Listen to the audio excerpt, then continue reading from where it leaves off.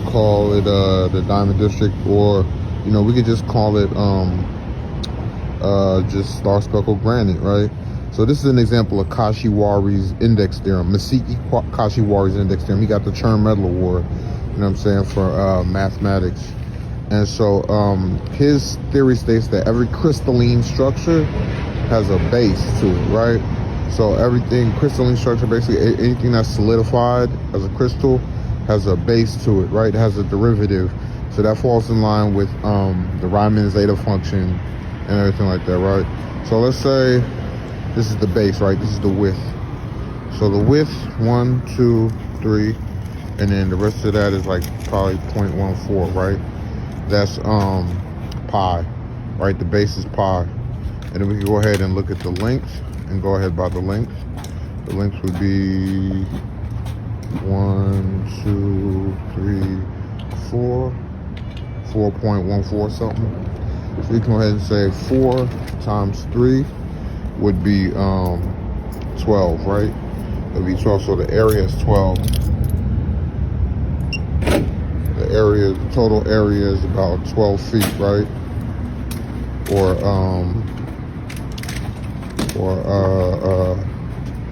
2 logarithm 4. 2 to logarithm 4. Is it? No, it's not 2 to logarithm 4. It would be, that would be, yeah, I think 2 to logarithm 4. Yeah, I'm tripping. And then 2, 4, 8, that's 16. Or 1 logarithm 12. This, yeah, for the Kashiwari index theorem, it'd be 1 logarithm 12 because, yeah, basically, the base would have to be a prime number, right? Because we're looking at the derivative of the area, which is 12. So derivative, so in Kashiwari's index theorem, it will be 1 logarithm 12, right? So to count all of these little star things in here, right, you would have to go even further and look at the fact that it's in a 12-foot area, right? And to count all of them. So that's the what's the name? That's the hard part, right? Because basically, if this is the width, if this is the base, and this is the length, then expanding out into space, as my math teacher explained to me, would be the third dimension, right? Length, this is not the width, but this is, yeah, this is the width, length, and this is the height of it, right? This is expanding out into space, third dimension. So to count for the third dimension, I don't know, she didn't explain that part to me, but if this is 12 feet, we're gonna go ahead and say 13, since it's 0.14 for the base and the length, for the width and the length. Length, and then this is the height, I guess you would say. You know what I'm saying? Expand on the space. We will go ahead and say around it to about 13, right? And so if this is the third dimension, going out to the third dimension, let's go ahead and times 13 times 3, right? Times 3 for the third dimension. And you would end up with, I know it's 39, but I know there's got to be way more than 39 speckles in here, right? So you probably have to times it maybe by, I'm thinking 27. 13 times 27. So what's 13 times 27? 13 times 27 is, I think it's 600 something, right? Like 661 or something like that. 13 times 27, 661. If I'm wrong, you know what I'm saying? You can look it up on your own calculator. But 13 times 27, I believe, is 661. I'm saying, or let me see, 21, 2, 6.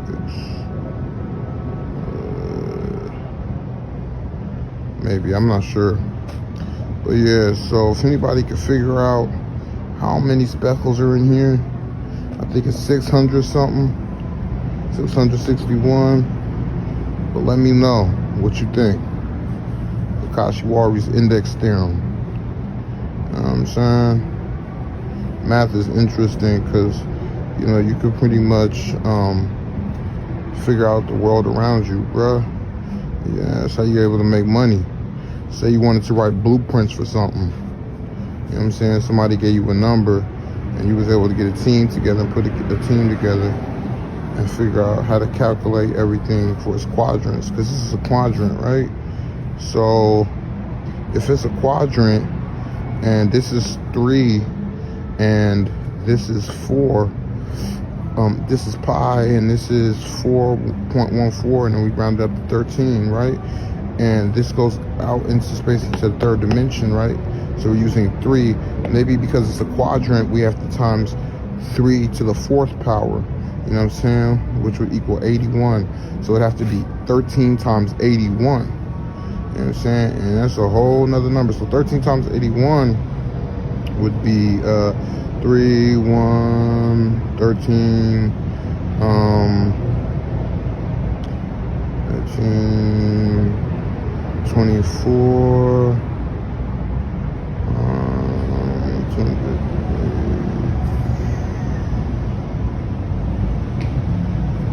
I think that'd be 1,200 something. So I think it's 1,200 something in here actually. Not 661, but actually 1,000 or 2,000 something in here. 2,000 speckles. Those small speckles, you know what I'm saying? 2,000, whatever 13 times 81 is, I think it's 2,030, 300 something. You know what I'm saying? 2,300 something. Or 2,500. One of those. But I think it's 2,300 something speckles in here. 2,300 diamonds. Those sparkle granites in here. So yeah, let me know if I got my math right. If you could guess, let me know if that's right. You know what I mean? I think it's 2,000 in here. You know what I'm saying? That's how they calculate space and how many stars are in the solar system, and or how many stars not in the whole solar system. Maybe the whole solar system, they could do that easy. But I think it's they calculate how many stars are in a vector of space. You know what I'm saying? Or in a quadrant, or in a zone. You know what I'm saying? How many stars are in each planet's exosphere. You know what I'm saying? That you can see. But yeah, Oaarrr, Masiki Oaarrr. Shout out him. All right, peace.